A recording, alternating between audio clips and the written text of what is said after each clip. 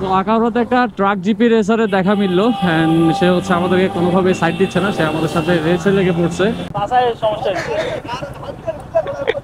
করবে। জিএসএক্স এর সবাই মোটামুটি ভালো পরিমাণে ক্যামেরা দিচ্ছে।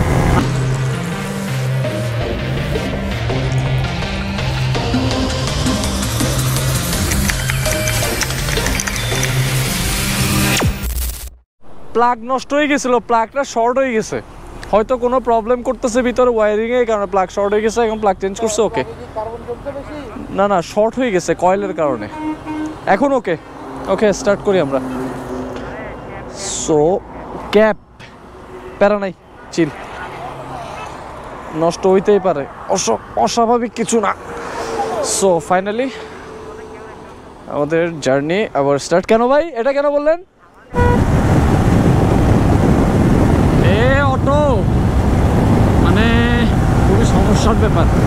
সো আমাদের জিএসএক্স আর হচ্ছে সবাই খেপাইয়া দিছে। ওকে ওকে, এখন হচ্ছে আমাদের মাহি ভাই জিএসএক্স কে ক্রস করবে। জিএসএক্স এর সবাই মোটামুটি ভালো পরিমাণে খেপাইয়া দিছে। আগে তো আমরা খুবই স্লোলি আসতেছিলাম। এই জিএসএক্স এর টানেন টানেন ভাইয়া টানেন। সো রাইট নাও আসি হচ্ছে কুমিল্লা অ্যান্ড কুমিল্লা থেকে হচ্ছে আমরা ঢুকে যাব সিলেট রোডে। অ্যান্ড লাস্ট অনেকক্ষণ হচ্ছে ভালো পরিমাণে টানাটানি হয়েছে, নট এক্স্যাক্টলি টানাটানি, মানে হাইওয়েতে যেরকম রাইড করা ওরকম চিল নিয়ে ফিল নিয়ে রাইড করা হয়েছে। অ্যান্ড রাইড করতে করতে মোটামুটি যেই রাস্তাগুলো বা যে টাইমগুলো আমাদের নষ্ট হয়েছে ওগুলো আমরা কাভার করে নিছি। অ্যান্ড এখন হচ্ছে আমরা এখানে আসি 6 বাইক কি 7 বাইক। অ্যান্ড আমাদের 2টা বাইক হচ্ছে পড়ছে পেছনে, যে 2টা 4B ছিল। অ্যান্ড এই 4B 2টা হচ্ছে পেছনে পড়ছে, যার কারণে আমরা এখন দাঁড়াইলাম। সো সিলেট ঢুকার আগে মানে চট্টগ্রাম থেকে এখানে আসা পর্যন্ত যে পরিমাণ ফুয়েলটা খরচ হয়েছে সেটা হচ্ছে আবার আমরা ট্যাঙ্কটা ফুল করে নিলাম, মানে সবাই বাইকে লোড করে নিলাম।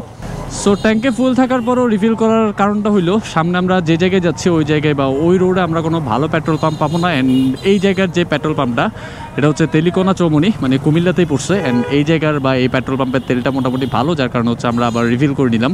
অ্যান্ড ভালো তেলে যত বেশি চালানো যায় ততই ভালো, কারণ হচ্ছে হাইওয়ের তেল নিয়ে যে প্যারাটা খাইছি এটা আসলে সবসময় খাওয়া লাগে। যারা হাইওয়ে রাইড করেন তারা তো জানেনই, মানে হাইওয়ে থেকে তেল নেওয়ার পর বাইকের যে অবস্থাটা হয় বা পারফরমেন্সের যে বাজে অবস্থাটা হয়, সো সেটা থেকে কিছুটা নিস্তার পাওয়ার জন্য হচ্ছে আমরা আবার আমাদের ট্যাঙ্কগুলো রিফিল করে নিছি।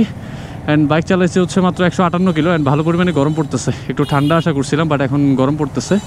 অ্যান্ড মাহি ভাই আমাদেরকে চিপা চাপা রাস্তা দিয়ে কোথায় জানি নিয়ে যাচ্ছে, আই ডোন্ট নো। এটা আসলে আমার জন্য খুবই অচেনা রাস্তা। সিলেট প্রতিবার আমি অন্য রাস্তা দিয়ে গেছি, বাট এই রাস্তাটা কখনো ইউজ করা হয়নি। আই থিঙ্ক আমরা তেলের জন্য এই রোড দিয়ে ঢুকছিলাম। হোয়াটএভার, সো যাই সামনে যাই দেখি কি ব্যাপার স্যাপার হয়। ভালোই গরম লাগতেছে অ্যান্ড কোথাও দাঁড়ায় হচ্ছে একটু পানি খাইতে হবে। সো ফাইনালি 4 লেনের হাইওয়ে ছেড়ে হচ্ছে আমরা নামলাম কোথায়, সিঙ্গেল লেনের রোডে। অ্যান্ড এই রোডে মোটামুটি স্লোই যেতে হবে, কারণ হচ্ছে এখানে অটো রিক্সা সিএনজি যে প্যারাগুলো আছে যেগুলো আপনারা জানেন সবাই, এটা তো আর বলার কিছু নাই। অ্যান্ড আমরা এখন মেঘের ভিতরে না, আমরা এখন ব্লগের ভিতরে, রাইট? ও বাবা গো, যে গরম হইছে রে সিট। আবারও একটা ছোট্ট চায়ের ব্রেকের পরে আমরা রওনা দিচ্ছেন। রাইট নাও আছে হচ্ছে আখাউড়াতে। অ্যান্ড ঘন ঘন ব্রেক দেওয়া হচ্ছে, কারণ হচ্ছে আমরা যে রাস্তাটা দিয়ে আসলাম কুমিল্লা থেকে আখাউড়া পর্যন্ত, ওই রাস্তাটা মোটামুটি ভালো পরিমাণেই ভাঙ্গা ছিল। মানে প্রায় লাস্ট 60 কিলো বা 70 কিলো আমরা ভাঙ্গার উপর দিয়ে আসছি, যার কারণে মোটামুটি ভালো পরিমাণে টায়ার্ড লাগছে। মানে হাইওয়েতে চালানো আর ভাঙ্গা রাস্তায় চালানোর মধ্যে অনেক বেশি তফাৎ আছে। অ্যান্ড এত পরিমাণ এনার্জি খাইয়ে ফেলছে এই রাস্তাটা, যার কারণে হচ্ছে আমাদের ঘন ঘন ব্রেক দেওয়া লাগছে। যদিও আমরা ব্রেক দিচ্ছি 2টা কি 3টা, বাট ম্যাক্সিমাম টাইম আমাদের ছোটোখাটো কিছু প্রবলেম বা ইনসিডেন্ট হয়েছে, ওগুলোর কারণে আমাদের দাঁড়ানো লাগছে। অ্যান্ড এই তো ব্যাপার, ওভারঅল মিলে শুরু থেকে আমাদের অনেকগুলো টাইম নষ্ট হয়েছে। অ্যান্ড রাইট নাও আসছে হচ্ছে কোথায়, আখাউড়া। এখান থেকে একটা বিল বোর্ডে দেখাচ্ছে হচ্ছে কি ব্রাউনবাড়িয়া 19 কিলো, যদিও আমরা ব্রাউনবাড়িয়া যাব না। ঘড়িটা তো ভালো পরিমাণে প্যারা দেয়। ঘড়িতে সময় বাজে হচ্ছে 2টা, দুপুর 2টা বাজে। অ্যান্ড সিলেট জাফলং আমাদের পৌঁছাতে আই থিঙ্ক 5টা ক্রস করতে পারে। বাট হাইওয়েতে উঠে পরে মোটামুটি কিছুটা রাস্তা আমরা কাভার করে নিতে পারবো। বাট এখানে যে ভাঙ্গাচোরা রাস্তা, এই ভাঙ্গাচোরা রাস্তায় আসলে গাড়ি চালানোর কোনো সুযোগই নেই। আখাউড়াতে একটা ট্রাক জিপি রেসারে দেখা মিললো। অ্যান্ড সে হচ্ছে আমাদেরকে কোনোভাবে সাইড দিচ্ছে না, সে আমাদের সাথে রেসে লেগে পড়ছে। হ্যাঁ, ভাঙ্গা কাটাই আসছে। ঠিক আছে, বাই বাই ট্রাক জিপি মামা। আস্তে আস্তে হচ্ছে ভালো পরিমাণে একটা ব্যাড বাস খাই গেলাম।